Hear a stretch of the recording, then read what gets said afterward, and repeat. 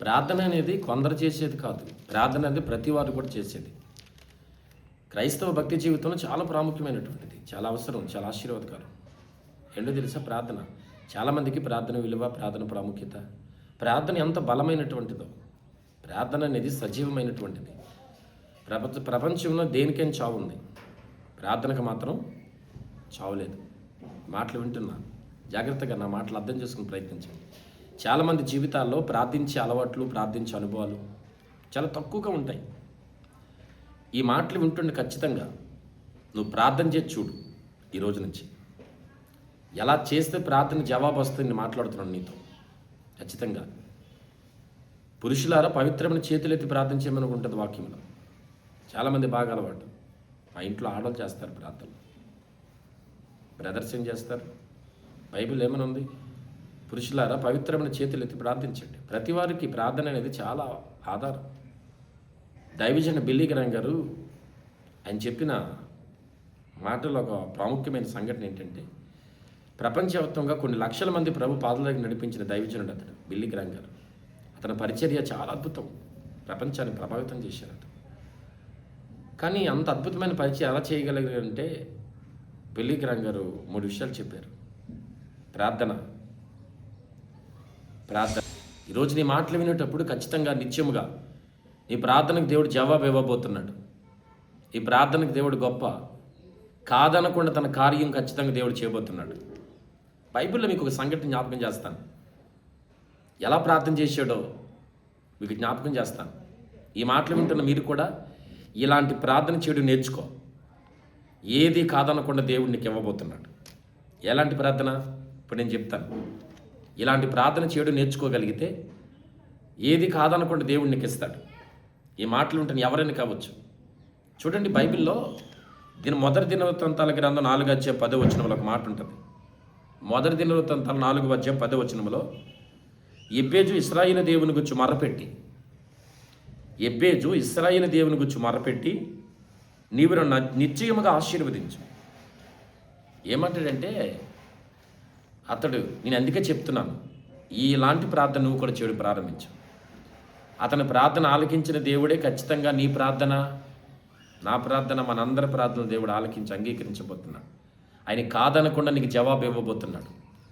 ఎలాంటి ప్రార్థన చేశాడు? ఎలా చేశాడు ప్రార్థన? ఎబ్బేజు ఇశ్రాయేలు దేవునికి మొరపెట్టంట, నిత్యముగా నీవు నన్ను ఆశీర్వదించు.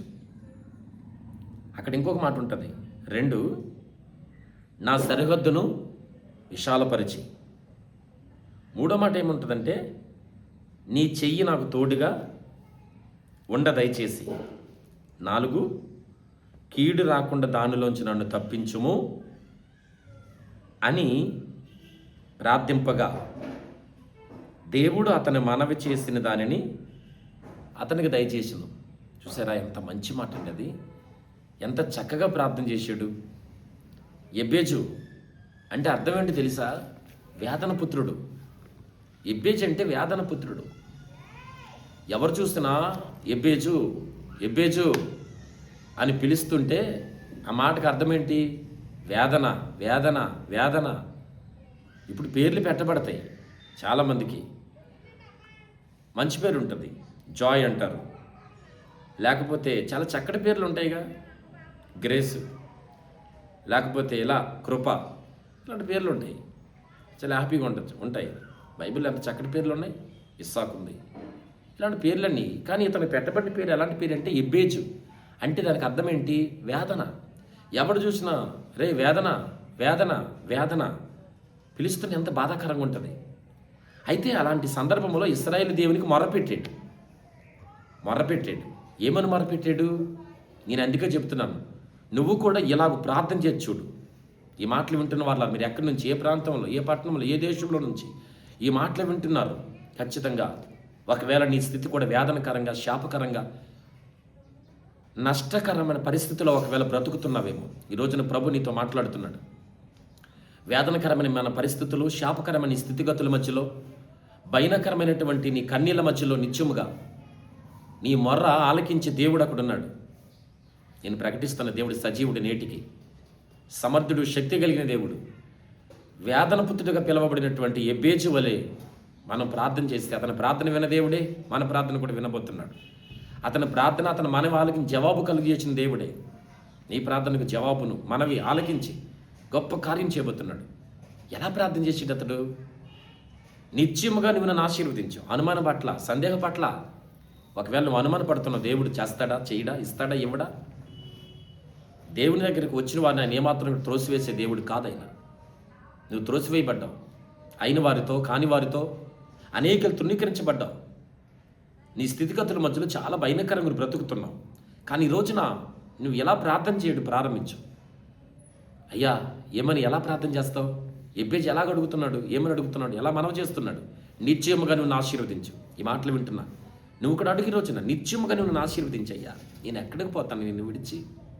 ఈ బాధలో, ఈ బంధకాల్లో, ఈ శ్రమలో, ఈ కొలిమిలో, ఈ పోరాటం నేను ఎక్కడికి పోగలను? కనుక నిత్యముగా నీవే నన్ను ఆశీర్వదించు. రెండో మాట ఏమంటాడు తెలుసా? నా సరిహద్దులను విశాలపరచు. ఇరుకులో ఉన్నానయ్యా, ఇబ్బంది కొలిమిలో ఉన్నానయ్యా. నేను అనుభవిస్తున్నటువంటి క్షోభ, క్షామం, కరువు, కన్నీళ్ళు, ఇరుకు ఇవన్నీ అడుగు ఈ రోజున. ఎబ్బేచివల్ నువ్వు కూడా ఇలాగే అడుగు. నా సరిహద్దులు విశాలపరచు. ఇంకేమంటాడు? మూడవదిగా నీ చెయ్యి నాకు తోడుగా ఉండనివ్వండి అయ్యా. ఆయన చెయ్యి నీకు తోడుగా ఉండాలి. మర్చిపోక నేను చెప్పిన మాటలు. ఎబ్బేచివల్ నీవు కూడా ఇలాగ మొరపెట్ట మానొద్దు. ఒకటి, నిత్యముగా నువ్వు ఆశీర్వదించు. రెండవదిగా ఏమంటాడు? నా సరిహద్దులు విశాలపరచు. మూడవదిగా ఏమంటున్నాడు? నీ చెయ్యి నాకు తోడుగా ఉంచు. నిజమే, నువ్వు నమ్మిన వారు చాలామంది ద్రోహం చేశారు, నిన్ను మోసం చేశారు, నిన్ను గాయపరిచారు, నీకు మాట ఇచ్చి తప్పిపోయారు. కానీ నా దేవుని కరుణా హస్తం మాత్రం అలాంటిది కాదు. ఆయన హస్తం అంటే సాహస కార్యాలు జరిగిస్తుంది. ఆయన హస్తబలం చేత నిన్ను విడిపిస్తాడు, నిన్ను విమోచిస్తాడు, నిన్ను తప్పిస్తాడు, నిన్ను కాపాడుతాడు. ఇంకేమంటాడు తెలుసా? నాలుగవదిగా కీడు రాకుండా నన్ను తప్పించు. కీడు రాకుండా. ఎంతకాలం మీ భారం, ఎంతకాలం మీ అవమానం? ముగిస్తున్నాను. జాగ్రత్తగా ఈ మాటలో వింటున్న వాళ్ళరా, నువ్వే పరిస్థితుల మధ్య, ఏ వేదన, ఏ శాపం వెంటాడుతుంది, ఏ కరువు నిన్ను బంధించింది, ఏ శ్రమ అనే లోయలో నువ్వు ఇరుక్కుపోయావు, ఖచ్చితంగా నా దేవుడు ఈరోజు నువ్వు ఇలా ప్రార్థన చేస్తూ ఉండగానే నీ గొప్ప జవాబు దయచేయునుగాక. నేను విడిపించబోతున్నాడు, నిన్ను తప్పించబోతున్నాడు. నీ పక్షంగా తన బాగు నా దేవుడు చాపబోతున్నాడు. ఎబ్బేచో నీవు కూడా ఇలాగే ప్రార్థన చేయి. నిత్యముగా నువ్వు ఆశీర్వదించయ్యా. 2, నా సరిహద్దులు విశాలపరచండి అయ్యా. 3, నీ చెయ్యి నాకు తోడుగా ఉంచయ్యా. 4, కీడు రాకుండా నన్ను తప్పించయ్యా. ఇలా ప్రార్థన చేసి చూడు. ఖచ్చితంగా నా దేవుడు నీకు జవాబు ఇవ్వబోతున్నాడు. తన కార్యాన్ని జరిగించబోతున్నాడు. తన ఉద్దేశాలు స్థిరపరచబోతున్నాడు. మాటలు వింటున్నా, కళ్ళు మూసుకో, ప్రార్థనలోకి పిలిపించండి. నేను మీ కొరకు ప్రార్థన చేయబోతున్నాను. ఈ ప్రార్థన ద్వారా దేవుడు మీ జీవితాలు గొప్ప కార్యాలు దేవుడు చేయబోతున్నాడు. తప్పకుండా మీరు ఏ మేలైతే పొందుతున్న ఈరోజు ప్రభు నీతో మాట్లాడుతున్నాడు. ఇలాగూ ప్రార్థన చేయడం ద్వారా ఈ రోజున దేవుడిని కుటుంబంలో, మీ జీవితాన్ని బిడ్డల పక్షంగా, నీ ఆర్థిక సంక్షోభాల్లో, నీ అవమానం, నీ పోరాటంలో ఏదో ఒక అద్భుతం జరగబోతుంది. ఒక సేవకుడిగా నేను ప్రవచనాత్మకంగా చెబుతున్నాను. ఖచ్చితంగా నువ్వేమేలే చూస్తున్నావో, ఏ కార్యం దేవుడు నీ జీవితం చేయబోతున్నాడో, అనుమతిస్తున్నాడో, సాక్ష్యాలు మాతో పంచుకోవడం మర్చిపోకండి. ఈ ప్రార్థన చేస్తూ నీ పక్షంగా నేను ప్రార్థన చేస్తున్నాను. ఈ ప్రార్థన నేను మనమంతా కలిసి చేస్తుండగా మన మధ్యలో, మన కుటుంబాల అసాధారణ కార్యాలు దేవుడు జరిగించబోతున్నాడు. తప్పకుండా ప్రార్థన చేస్తావా? ఏకీపిస్తావా? ప్రేమగల తండ్రి నీకు వందనాలు. ఈ ప్రార్థనలు ఏకీపిస్తుండగా ఎబ్బేచివలే మేము కూడా మొరపెడుతున్నాం. ఎందరైతే ఈ ప్రార్థన ఏకీపిస్తున్నారో నిత్యముగా నన్ను ఆశీర్వదించు. అడగండి. నా సరిహద్దులు విశాలపరిచయ్యా. నీ చెయ్యి తోడుగా ఉంచండి. కీడును కొట్టివేయండి. ఇప్పుడు ఈ ప్రార్థన ఏకీపిస్తున్న వారి జీవితాల్లో ఇలాగూ ప్రార్థిస్తూ ఉండగా ఒక్కొక్కరి జీవితాల్లో బలమైన కృప ఆవరించును కాక. అడ్డగిస్తున్న ప్రతి శత్రు బలం అంతా యేసు నామములో లైవ్ చేస్తున్నా ప్రభా. In the name of Jesus. యేసు నామములో ప్రతి బలహీనత బయటకు పో, ప్రతి రోగమా బయటకు పొమ్మని ఆజ్ఞాపిస్తున్నాం. ప్రతి ఆర్థిక సంక్షోభాలు, ప్రతి అవమానాలు, ప్రతి నిరాశలు, ప్రతి నిందలు ఇప్పుడే యేసు నామములో బ్రేక్ చేస్తున్నాము తండ్రి.